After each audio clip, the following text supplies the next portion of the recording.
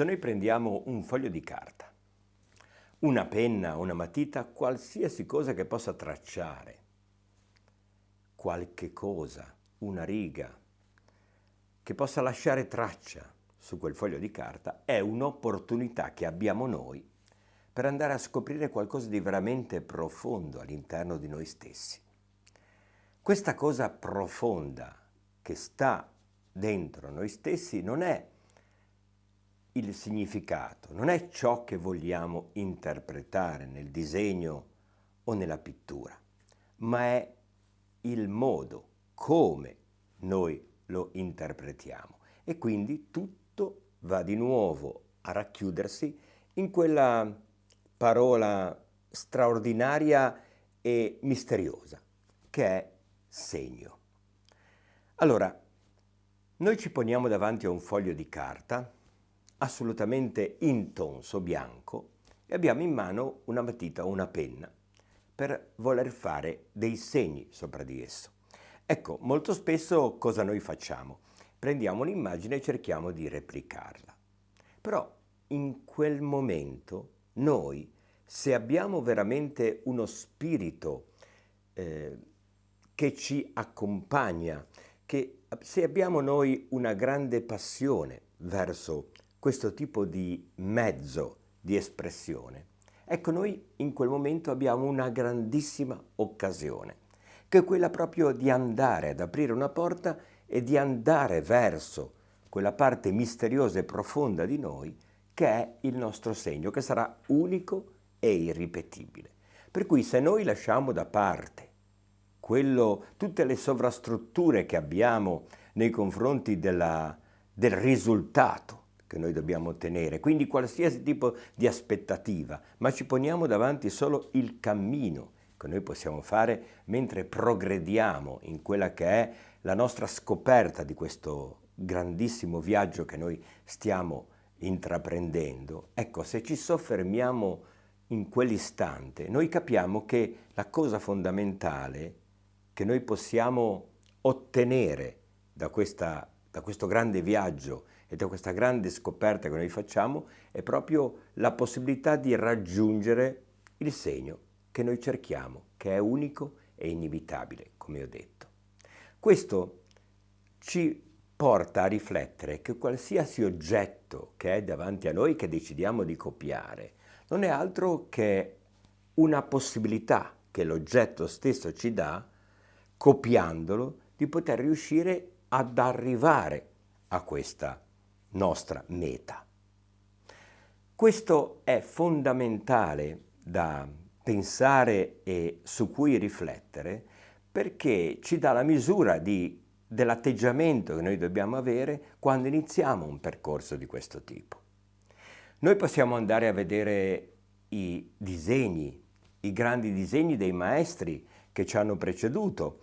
e i disegni di coloro che noi riteniamo che siano più bravi di noi. Ecco, in quel momento noi dobbiamo copiare di essi l'atteggiamento e ovviamente la possibilità che ha uno strumento di potersi esprimere. Se io guardo i disegni dei vari maestri, noterò che vi è uno stile, che queste persone hanno una loro propria impronta, che è assolutamente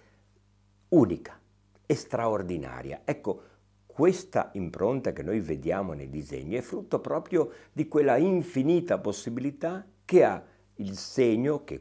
hanno la matita o la penna o qualsiasi altro oggetto noi usiamo come medium, di potersi esprimere.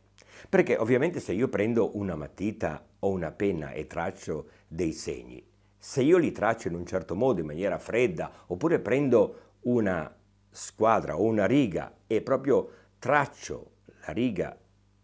partendo proprio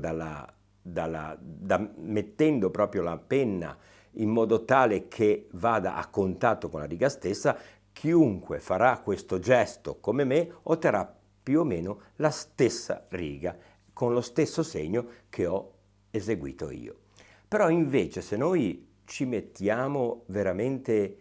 a contatto con questa materia, che è questo medium che abbiamo fra le mani, vedremo che quando noi andiamo a disegnare otteniamo sì moltissimi segni che possono ottenere tutti. Però la cosa misteriosa sta proprio nel fatto che questi segni, messi in un determinato ordine e con grande esercizio che noi possiamo fare, piano piano, a poco, saranno assolutamente unici. Sembra straordinario e incredibile quello che si possa pensare dopo un'affermazione di questo tipo,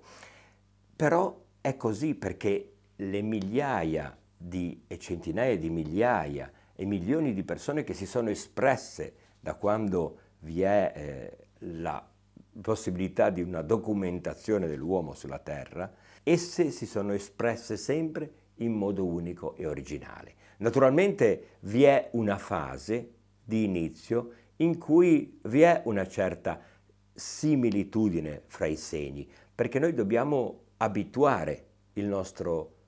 occhio e la nostra mano a dialogare con la nostra penna e la nostra matita. Per cui quando si inizia a balbettare con un mezzo o con qualsiasi altra cosa a cui noi stiamo in quel momento mettendo la nostra esperienza a favore di essa, ecco, in quel momento noi balbettiamo e quindi vi sarà la possibilità che il nostro segno possa essere simile a quello di altre persone. Ma mentre noi progrediamo, e questo è necessario che si possa fare con il disegno dal vero, mentre noi progrediamo, noi vediamo che sempre di più ci distacchiamo da una forma che può essere primitiva, oserei dire, e andiamo sempre di più verso una forma più matura, che poi inevitabilmente ci farà scegliere i soggetti che noi poi preferiremo affrontare con questa materia, sia essi che possono essere astratti, possono essere relativi a un tipo di figurazione, alla natura morta, al paesaggio, a qualsiasi cosa noi possiamo decidere di rappresentare. Ecco, in quel momento, quando la nostra maturità sarà abbastanza interessante e importante, noi ci renderemo conto che non sarà l'oggetto che dipingiamo, disegniamo, la cosa fondamentale del nostro lavoro e del nostro dipinto, ma sarà proprio il segno con cui noi lo rappresentiamo. Questa è la cosa fondamentale. Per cui io da adesso in poi cercherò di poter fare delle lezioni di disegno, magari un po' più articolate, però vi pregherei proprio di copiarne, se volete, l'atteggiamento, ma non il segno con cui io eseguo un determinato movimento con la matita o con la penna. Prendetela proprio come una guida, un percorso che noi facciamo insieme, però tenendo sempre ben presente che voi camminate con i vostri piedi e guardate con i vostri occhi. Quindi la cosa fondamentale è sì copiare l'atteggiamento e il modo e la maniera con cui si ottengono certi risultati, però cercate veramente sempre di tenere presente che il segno non è importante se sarà uguale al mio o quello di un vostro vicino. La cosa fondamentale è che voi riusciate, attraverso un'esplorazione degli oggetti, a dar possibilità a questi oggetti, ad usare questi oggetti per riuscire a trovare quel segno che poi vi aiuterà a decidere qual è la vostra scelta del soggetto e quale parte del mondo voi volete indagare e volete trasmettere a tutti gli altri che stanno guardando i vostri lavori.